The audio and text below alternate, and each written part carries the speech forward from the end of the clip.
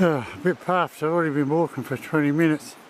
It's another thick foggy morning on the river, and I've got a very rocky walk down along the edge of it till I get to my starting point, which is probably another 20 minutes away.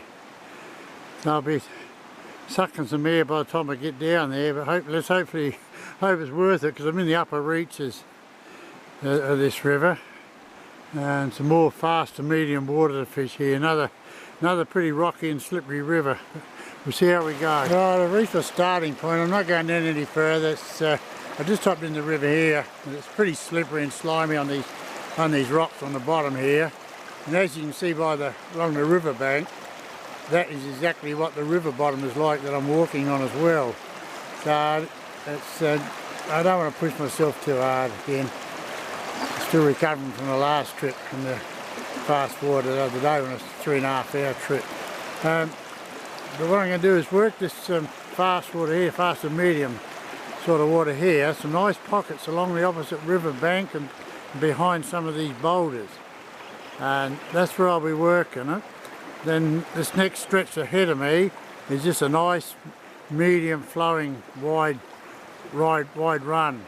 Lure of choice to start with this morning is a Meppstas Gold Black Fury, and I've just re-spooled my reel with a Platypus Classic in the brown, a nice very light thin 4-pound mono.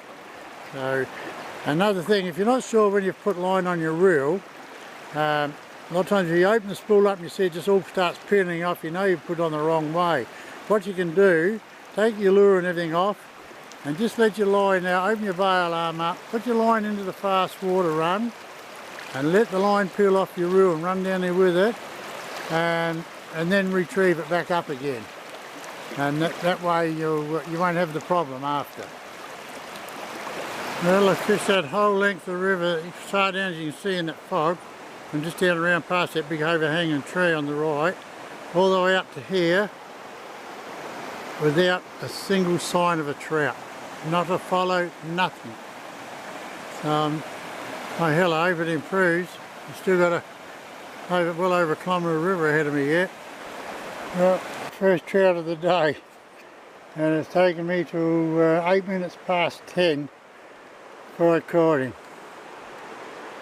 There's been a long time between drinks for this fish. I had one little hit and a miss down further, but I've covered probably 3/4 kilometre river,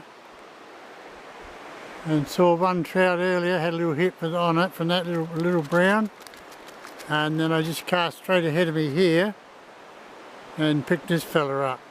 I was going to work my way up and along that other opposite river bank as well, and I thought, oh, I'll cast ahead anyway, because there's a nice little run of water along there, and it's about 1 foot deep.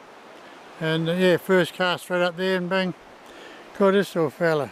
As soon as I got him in the net, spat the hook, spat the lure. So we'll get him off now, and I will let him go anyway, put him back in the drink. Right, finally got our second trout. Not a big one, just a little tacker. Had another hit and a miss just in this big pool here.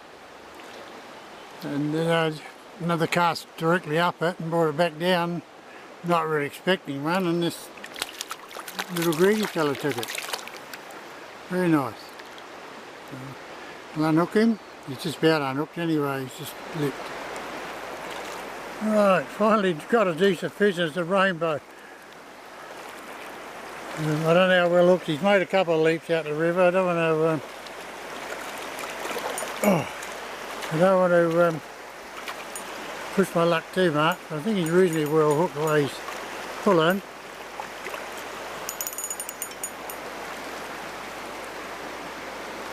Yeah, he's a lovely fish. I'll put the net up, put the camera down, and we'll get the net out and get him in. Righto, he should be pretty ready to go.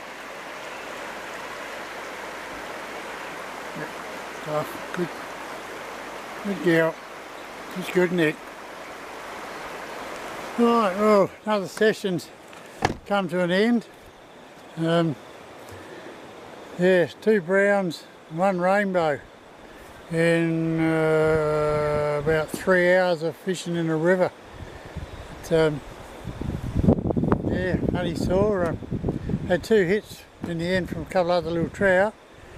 3/4 kilometre for nothing. And then I got two trout in within 11 minutes of each other, and then it was about 15 to 20 minutes later I got a nice solid little 430 gram rainbow, and I fished on again after that for another 30 odd minutes or so and never saw another trout. The rain's starting to come in now, so yeah, I call it a day. So, pretty average up here. I won't be coming back up this way again till next season, so till next time. One thing I did forget to mention, the trout are all taken on the little copper aglia moosh noya. I tried several other lures, hard bodies and other meppstas and that, but no, it was just the copper one was, yeah, that's the only one that worked today. And, oh well, it's always next time, but another river. And just heading home, taking this little back road here, up through the bush, and just come across this area here that's just full of blackberry bushes. This whole area, just whole area in this countryside, beautiful countryside, it's taken over what used to be a mass of ferns.